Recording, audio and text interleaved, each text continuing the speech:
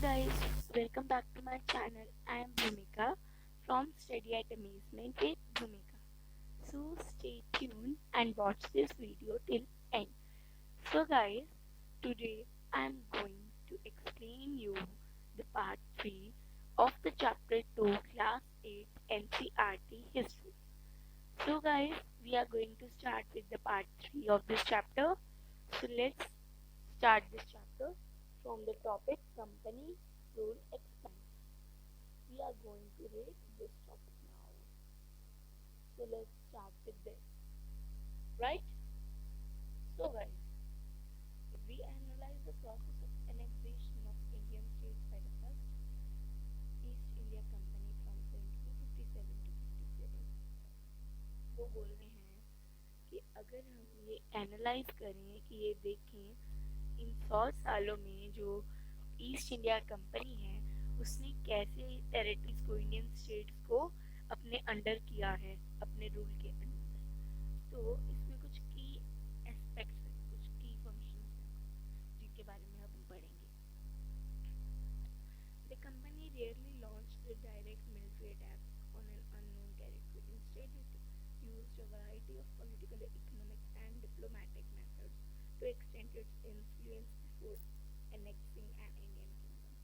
कहते कंपनी कहीं पे भी जहाँ जिस टेरिटरी को वो जानती नहीं थी वहाँ पे हमला करने से पहले काफी सोचती थी, मतलब वो जल्दी जल्दी मिलिट्री अटैक नहीं करती थी अनजान जगह पे। कहते कि ये जो कंपनी थी वो अपनी जो इन्फ्लुएंस है उसको पॉलिटिकल, इकोनॉमिक और डिप्लोमेटिक मेथड्स के साथ एक्सटेंड करना चाहती थी अपने किंगडम को, मतलब कि अपने कब्जे को इंडियन किंगडम के ऊपर एक्सटेंड करना चाहती थी, कब्जा बढ़ाना चाहती थी। So guys, अब नेक्स्ट पैरा का समरी ये है कि बैटल ऑफ बक्सर के बाद जो कंपनी थी उसने अपने जो रेजिडेंट्स थे वो इंडियन स्टेट्स में भेज दिए थे।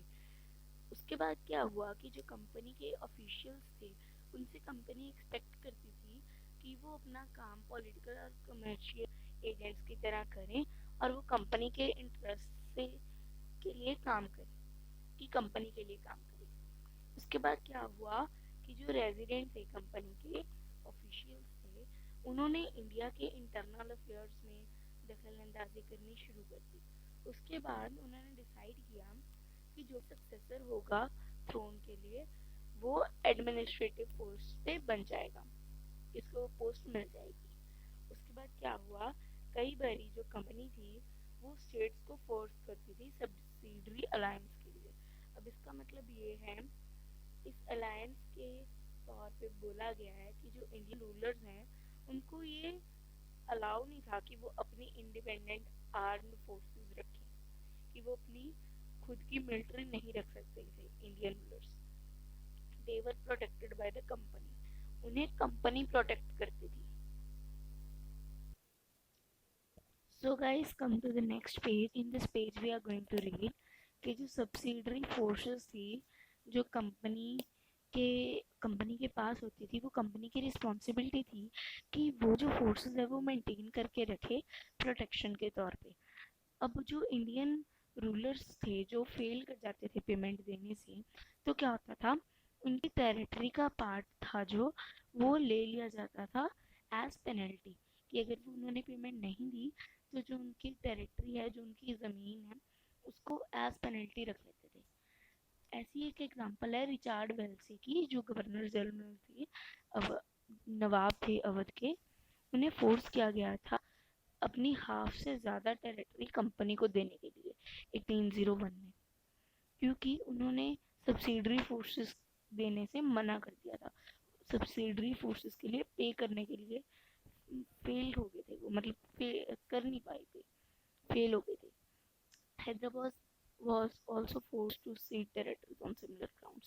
कहते हैं हैदराबाद भी टेरिटरी दे चुका था अपनी, क्योंकि उससे भी पेमेंट नहीं दे नहीं पाई हैदराबाद वाली। नेक्स्ट है Tipu Sultan, the tiger of Mysore. The company resorted the direct military confrontation when it saw a threat to its political or economic interest।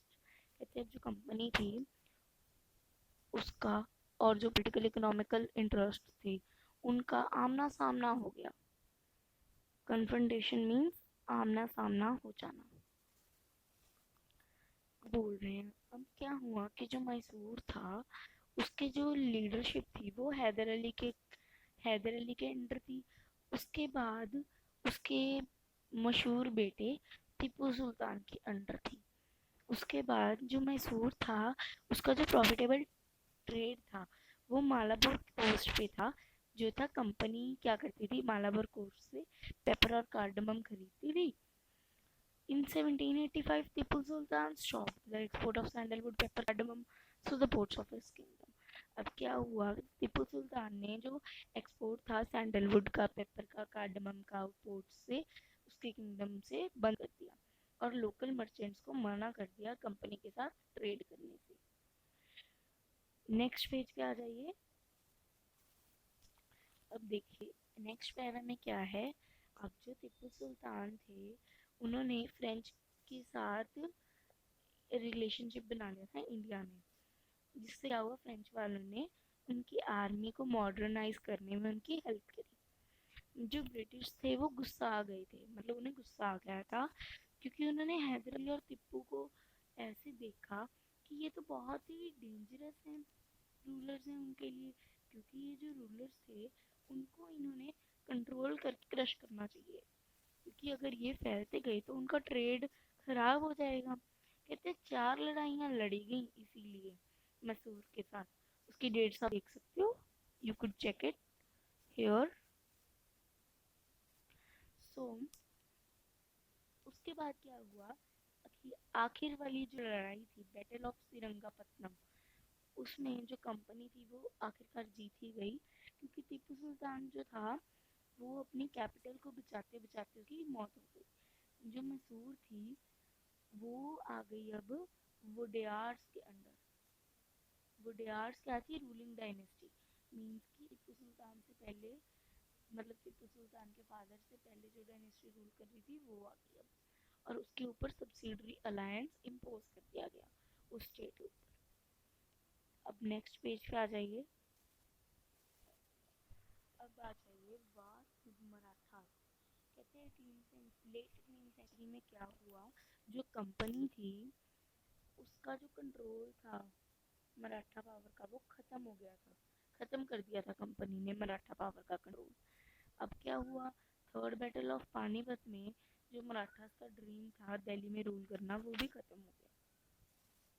अब जो मराठा किंगडम थी, जो उनकी स्टेट थी, उसको डिवाइड कर दिया गया डिफरेंट चीफ्स के अंडर, सरदार के अंडर डिवाइड कर दिया उसको, belonging to dynasties such as Scindia, Holkar, Gaekwad, Bhosale, ऐसी डायनेस्टीज के चीफ्स बना दिया गया। अब ये जो चीफ्स थे उन्होंने एक इकट्ठा एक कॉन्फेडरेसी की, एक अलायंस बनाया अंडर अ पेशवा, एक प्रिंसिपल मिनिस्टर के अंदर।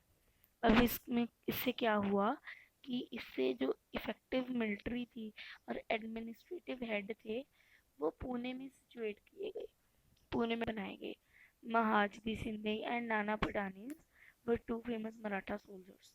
ये बहुत दो हुए थे फेमस, एक तो ये महाजनी सिंधे और एक नाना पठानी, ये दो हुए। नेक्स्ट आ जाइए